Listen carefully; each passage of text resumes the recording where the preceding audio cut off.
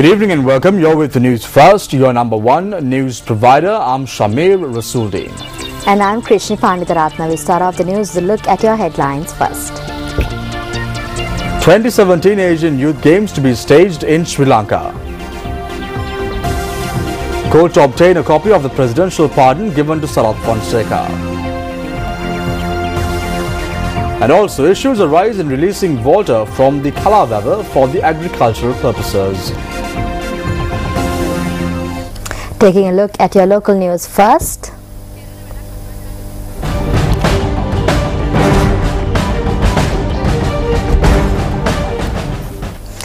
President of the Asian Olympic Committee and member of the International Olympic Committee, Sheikh Ahmad Fard Al Sabah, called on President Mahinda Rajapaksa at Temple Trees this morning.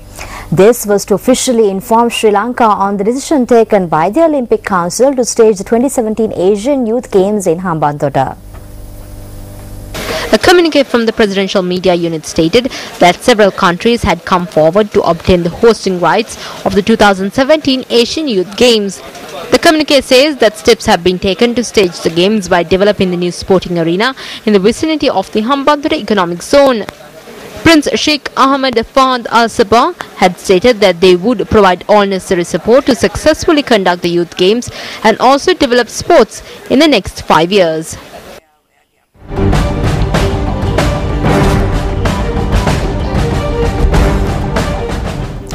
A 6-month-old infant and a woman were killed in a motor accident that took place in the Kochikade area in Kotahena this morning.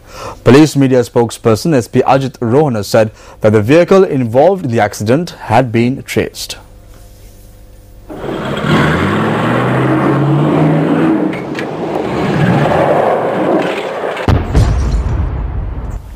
A motor vehicle that came from the Hettiavatta area had crashed into a temporary tent that had been constructed on Jampara Street in Kotahena at around 5 a.m. A group that have arrived to attend the annual feast at St. Anthony's Church in Kotahena had sought refuge in this tent. Police media spokesperson SP Ajit Rohana said that 8 individuals had been injured in the accident and were admitted to the Colombo National Hospital. The 6-month-old infant died upon admission to hospital while the other individual succumbed to her injuries. The tent has been removed and the police has seized the vehicle in question. We are aware that the location of an accident is marked and that the vehicle involved is not cleared for us, even if it is a minor accident. However, this place was cleared in a hurry. We heard that a high-ranking police officer was involved in the accident. The police took the vehicle and dismantled our tent as well. Now we are on the road. We have traced the suspect now, and a special police team has been deployed in order to arrest the suspect. And the vehicle is a car, and we have traced the owner of the car, a lady who is living in Colombo 5 area, and she has given that car to a friend of his son, and thereafter that particular person has given this vehicle to the alleged driver.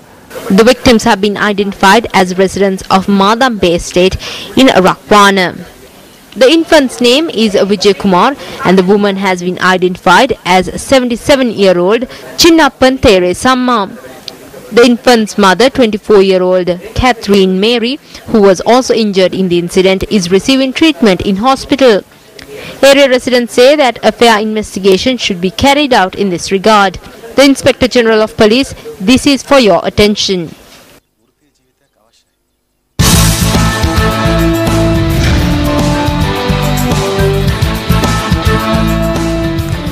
Resident Project Manager of the Mahavali H Zone, RB Sirisena, says that water can no longer be supplied from the Kalawava to farmlands in the Mahavali H Zone.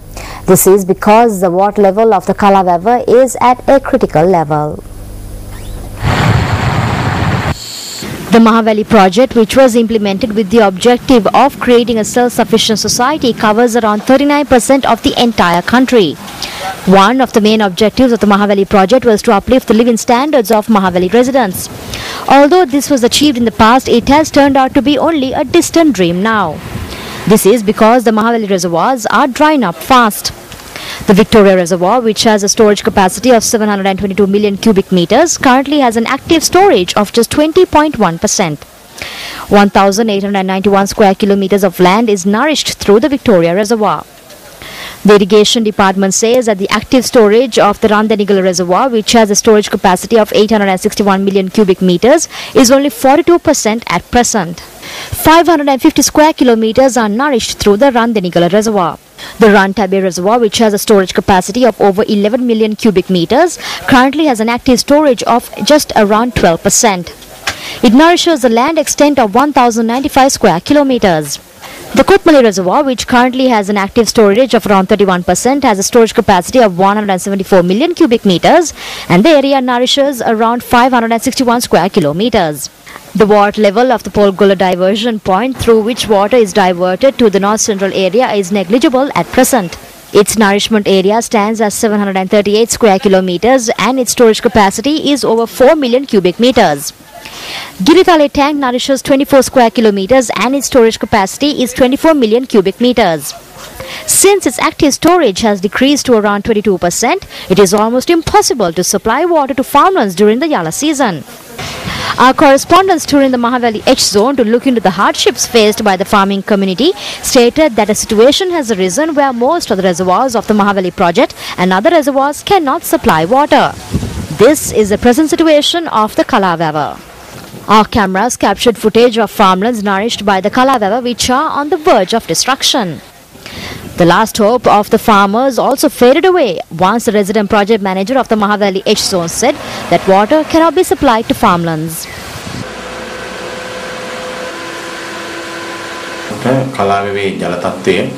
The water capacity in the Kalavawa has dropped to 10,000 acre feet. Therefore, we cannot release water from Kalavawa.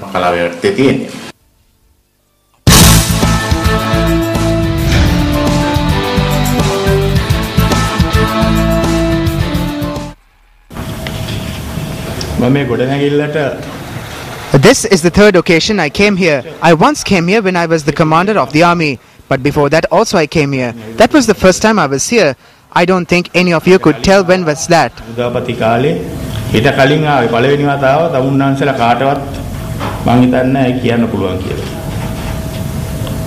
The first time I came here, I went to the upper floor. It is after my first visit to this building that I took her home.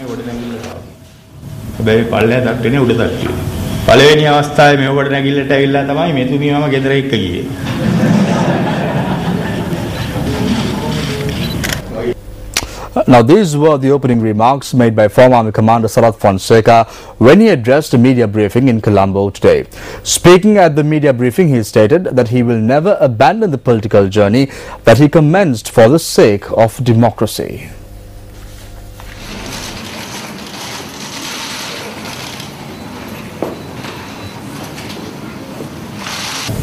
I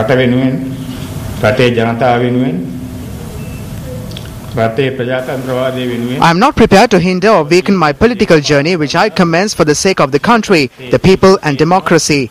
I know that there will be obstacles, attacks, and I might even be imprisoned again as I move forward, but I will face them bravely. I will not change my political journey. I will work to topple this government and save the people from this government.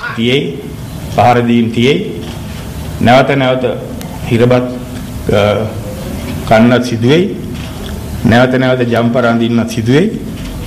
ඒ වුණාට ඒවට මුහුණ දෙන්න මම නිර්භීතව ඒවට මුහුණ දෙනවා. මේ රජයේ පෙරලීමට මේ රජයෙන් රට ජනතාව බේරා ගැනීමට ගෙනියන දේශපාලන ප්‍රතිපත්තිය මම වෙනස් කරන්නේ නැහැ. Sarath Fonseca also highlighted his plans for his political future. දූෂණය නැවැත්වීම මගේ එක ප්‍රතිපත්තිය. මේ රටේ තියෙන ඒකාධිපති ක්‍රියාදාමයකට පාර කපන. One of my policies is to root out corruption. We should also get rid of the executive presidency which has paved the way for dictatorial rule. This post has become the bane of our country. We will work to provide justice and fairness to the people. we should definitely uphold the independence of the judiciary. We will next create a more people-friendly economy. We will also make it a point to take care of our war heroes who enabled us to achieve this war victory. We should bring back the 17th Amendment to the Constitution and establish independent commissions. We should also change the 18th Constitutional Amendment, which has led to a dictatorship. Nidahas Commission, Independent Commissions, Swadina Commission, Sabah, but Kalutui, Kala, Ekatipati Wade, Parakabana, the Hardin, Yastava, Ahosikaleuti. During the media briefing, a journalist questioned as to whether Sarath Fonseca lost out on the full glory of the war victory as he was overseas when the war came to an end. Even though the war was merely restricted to one particular week for some people, for myself, our war heroes and the country, it was a war which lasted 2 years and 9 months.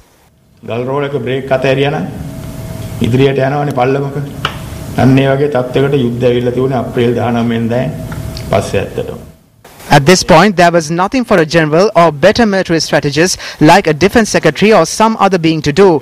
At that point, our journey was unstoppable and victory was assured. When I was in China, I took with me all the operational maps, satellite phones, and was in constant touch with the commanders on the ground 3 times a day and coordinated the war just as I did from Colombo.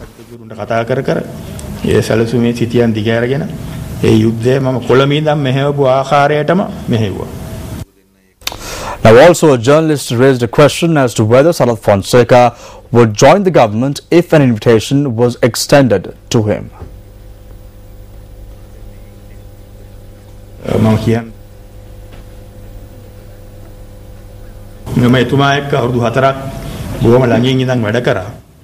I worked with him very closely for 4 years. I know very well how he thinks and how honestly he engages in politics. I worked with him once and I fulfilled my responsibilities.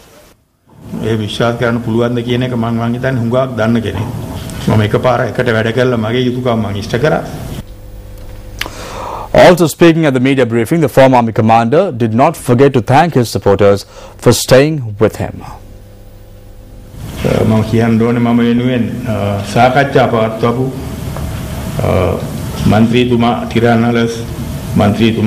I need to state that Tiran Alas, who engaged in discussions, undertook a difficult task, and I need to thank him for that. There were a few parliamentarians who visited me in prison frequently and kept my spirits up. If I do not speak about them, I will be shying away from one of my responsibilities. Karu Jayasuriya made sure to visit me at least once in 2 weeks. Jayantha Katagoda, Palitha Thevaraperuma were also among these parliamentarians. Even people such as Palitha Rangi Bandara frequently visited me. I wish to thank them. එවැනි අය ගැනත් මම මගේ ප්‍රණාමය විශේෂයෙන්ම පුද කරනවා.